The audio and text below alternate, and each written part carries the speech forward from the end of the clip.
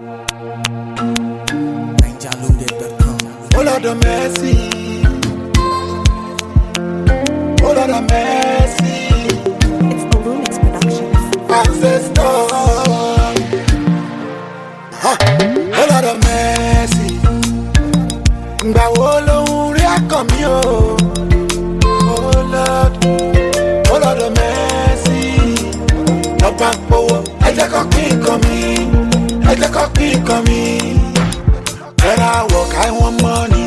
Torí owó mo ṣe ń ṣiṣẹ́. Papa fèrè ṣiṣẹ́ mi. Let your blessing rain on me. Oh Lord of mercy, oh Lord of mercy, oh Lord of mercy. Fire me the be mercy. People they use them abuse me, then tell me say ṣé mi no dey see. The blessing mercy ṣe ń ṣan, tó ń ṣan nílé kejì. Bójógun ní lọ ṣe, bójógbó ní lọ ṣe. That's what people telling me. Wọ́n ní kí n ṣáàtì wá kan ṣe o. I dey hustle, I dey lamba, I dey gun, I dey kó ṣáàtì pé. I dey do 8 to 5, enter traffic every morning. Hope for mercy, yeah. Hope for mercy, hope for mercy. Great God, we really appreciate your name this morning. We magnify your name because you are a great God. Thank you, Father, for the opportunity we have to gather together. Thank you, Father, for this beautiful day. We bless your name for right from the inception of this project until the consummation today. You took absolute control of everything. Thank you, Father, for how far you have been with every one of us. Father, we worship you. We say be thou exalted in Jesus' name. Heavenly Father, as we want to start now, we pray that you start with us in Jesus' name. Father, you take absolute control of this, O God of heaven, in Jesus' name. And Father, I pray that every of the program, Holy Father, it shall be a success today in Jesus' name. Start with us and let your abiding presence rest upon us this morning in Jesus' name. Thank you for Jesus' name. Jẹ́ ká dúró dáadáa láti ka anthem wa. Alájẹsẹ́kù yìí ti gbogbo wa kò máa gbọ́dọ̀. Ó dọ̀wọ́ ilé ẹ jẹ́ ká sowọ́pọ̀ ká fìmọ̀ ṣọ̀kan ká gbé lárugẹ ògo Olúwa bùn méjì gbogbo wa kò máa gbọ́dọ̀.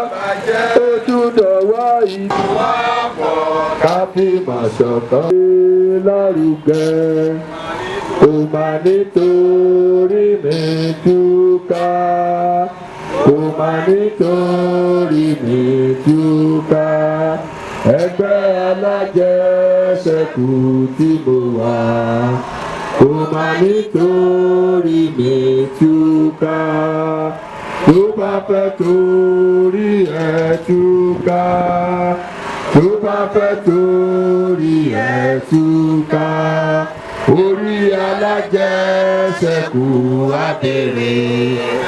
Tó bá fẹ́ torí ẹ túká. Alájẹsẹ́kù alájẹsẹ́kù alájẹtán báléwà àti bólúwa dúró. Máṣù ìtẹ̀síwájú ire dára. Ògo Olúwa bùn mi. Alájẹsẹ́kù. A pè àwọn ọmọ mi wá ti wà ń kalẹ̀ àti àwọn àfáà wa tí wọ́n máa fún wa ní wọ́n bá wa dúpẹ́ fọ́lọ́run gidigidi.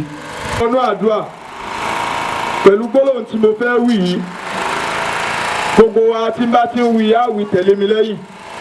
Kí Ọlọ́run kí ó wọlá títóbi àánú rẹ̀ tó wà lára gbólóhùn náà tó já sí pé ẹnìkan ò ní wí kọ́nà ó máa là fún.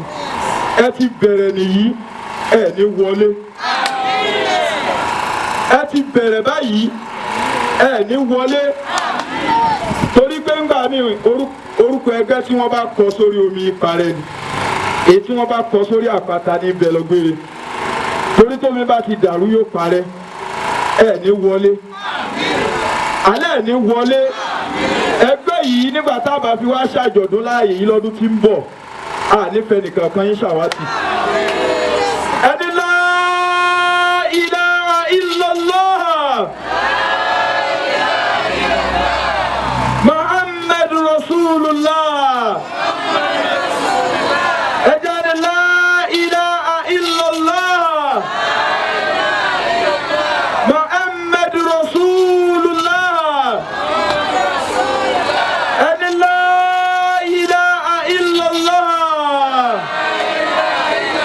Muhammad Rasulullah mẹ́ta tá a kọ́kọ́ wí ni kálukú náà wàá fi béèrè nítorí wàá fi béèrè lọ́dọ̀ Ọlọ́run òun náà ní pé ó sọ fún Ọlọ́run ayé ti mọ̀ mí kéyìn sálájẹsẹ́kù o wọ́n dẹ̀ gbogbo tó bá dẹ̀ níbẹ̀rẹ̀ ó di dandan kó lópin wọ́n mọ òbí tó bàjá gbogbo ohun ìbànújẹ́ tí ń retí pé ó kubi tó bàjá nínú ẹgbẹ́ tó ń ṣe yìí sọ fún Ọlọ́run kọ́ lọ́wọ́ dójú tì wọ́n sọ́ di àdúrà sọ́ di àníyàn lórí ìdúró rẹ̀ gbogbo ohun ìbànújẹ́ tó lè pọ̀ sí ayé rẹ̀ pé eléyìí tó dáwọ́ léyìí àwọn òbí tó bàjá Ọlọ́run kò gbàgbára lọ́wọ́ wọn.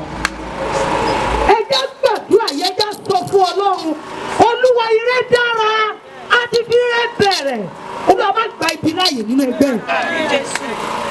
àwọn Yorùbá máa ń bọ̀ wọ́n ní orúkọ máa ro ọmọ orúkọ máa ń ro ọmọ sà ire dára ìyẹn ni pé gbogbo yóò gbọdọ̀ wá ire sí ẹ forúkọ Jésù lẹ́ẹ̀kan ọ̀pọ̀lọpọ̀ wa inú mi dùn wọ́n ní ẹ̀ tí ì ṣe rí àwọn tó bá ti bá wa ṣerú ìpàdé yìí rí irú àyájọ́ òní áńgẹ́lì kan máa ń dígbà sọ̀kalẹ̀ tó máa ń ṣe àwọn iṣẹ́ agbára mo fẹ́ kó o gbàgbọ́ kó o bá witness èrí tó ń ṣẹlẹ̀ ni ó dàbí àjọ̀dún Sílò nígbà tí ọ̀pọ̀lọpọ̀ lọ síbẹ̀ Hánà mú ire lọlé ó sì lákọsílẹ̀ Olúwa nínú àjọ̀dún ire dára tọdún yìí ire tí mi ò ní gbàgbé ire tí mi ò ní gbàgbé ẹ̀rí tí ń gbé ẹ̀rí mi Olúwa yọ̀ǹda ẹ̀ fún mi má jẹ́ lọlé lọ́wọ́ òfò Ọlọ́run ire dára o ó yá fi ire dẹkọrẹ́ẹ̀tì mi ó yá àdúrà. Ọlọ́run ire dára ó yá fi ire dẹkọrẹ́ẹ̀tì mi.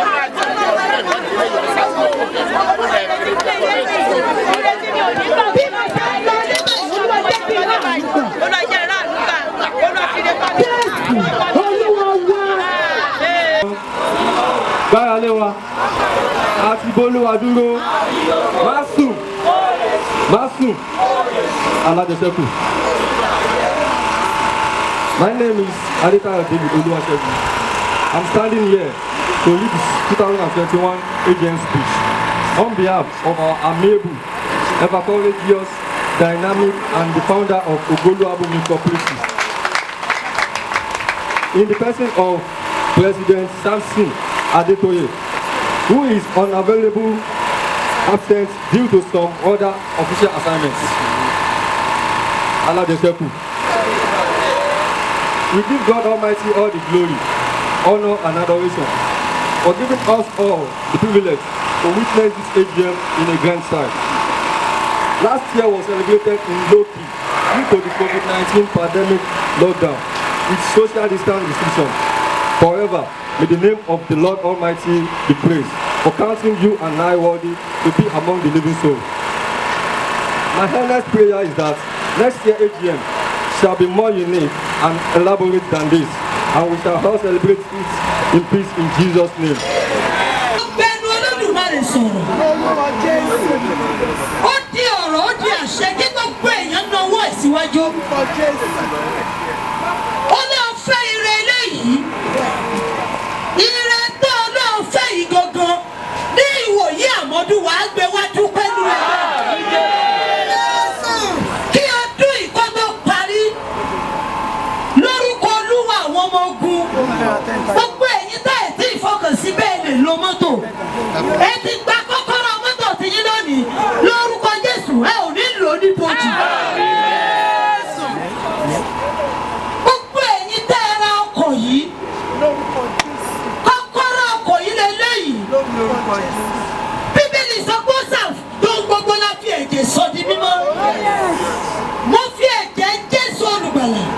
Mo fi yá àwọn ọkọ̀ sí mímọ́. Lórúkọ Jésù wọn ò ní di pọ́ sí. Mọ́tò lẹ́rà lórúkọ Jésù wọn ní kò ní di pọ́ sí. Ayé ti rí mọ́ yín báyìí o. Lórúkọ Jésù kò ní lọ mọ́ yín lọ. Adólélé. Kí lorúkọ yín mà? Orúkọ mi ni Ọláìdé Ọláwọ̀yìn. Inú ẹgbẹ́ ò lẹ ti wá mà? Láti Ìrédára Ọ̀rẹ́gún. Àǹfààní ò lẹ ti jẹ nínú ẹgbẹ́ tẹ̀lé? Mo ti jàǹfààní tó pọ̀ o nípa ríràn mí lọ́wọ́ nípa ọjà mi àti àwọn pé ká gba oúnjẹ lọ sílé ká ṣe gbogbo ẹ̀. So mo ṣáà ti ráǹfààní tó pọ̀ gan níbẹ̀ ṣá. So kí lẹ wá fẹ́ ní tẹ́fẹ́ sọ fún àwọn aráalé? Wọ́n wò wá.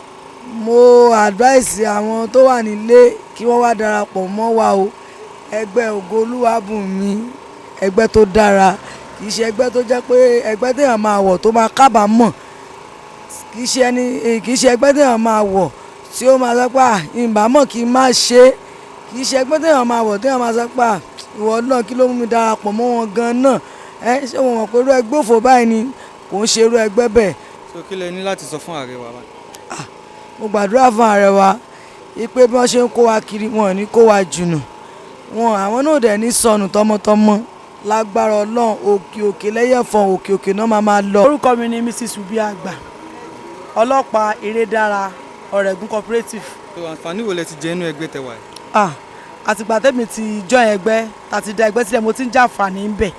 Bóyá owó ni wọ́n fowó ran bísẹ̀sì wa lọ́wọ́, a bá fẹ́ ra oúnjẹ sílé, a fẹ́ ra nǹkan owó school ọmọ wa pa mi ò tiẹ̀ lálàṣe kankan fat látìgbà tẹ́mi ti join Ìrédára Ògo Olúwabùnmi cooperative tí ẹ̀ka wọn jẹ́ wá táwa náà ní ẹ̀ka wọn ní Ọ̀rẹ́gún ní Ìkòsí road ní Ọjọ́ta bí báyìí.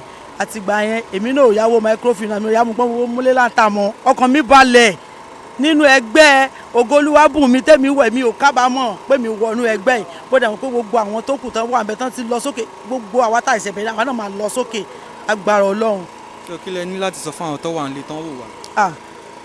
Bí èmi báyà sọ ọlọ́pàá everyday mi ń polongo ẹgbẹ́ Ògo Olúwabùnmi tí ẹ̀ka tiwa jẹ́ Ìrédára Ọ̀rẹ́gún, ojoojúmọ́ lèmi ń polongo ẹ̀ fún gbogbo àwọn ènìyàn pé káwájọ ẹgbẹ́ ìrọ̀rùn ti dé, ìrọ̀rùn ló bá dé, kọ́rí tọ́lọ́kọ́bọ̀ tiwa náà ó ti ń já sówó, ti ń já sọ́pẹ́.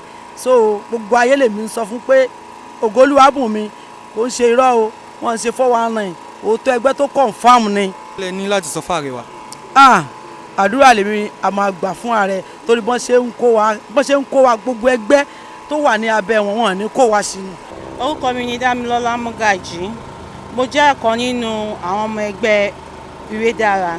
So à ń ṣe AGM anniversary wa lẹ́ni tí a pé ọdún kan, tonú mi dẹ̀ dùn, mo fi tinútinú mo fi ṣàdúrà fún ìyẹgbẹ́ wa tó jẹ́ Ṣakiratu Ibrahim. Nípa Ọlọ́run á máa wà pẹ̀lú ọmọdé tún ṣàdúrà fún ààrẹ ẹgbẹ́ wa náà, nípa Ọlọ́run á máa gbé wọn sókè, á máa gbé wọn lọ síbi gíga.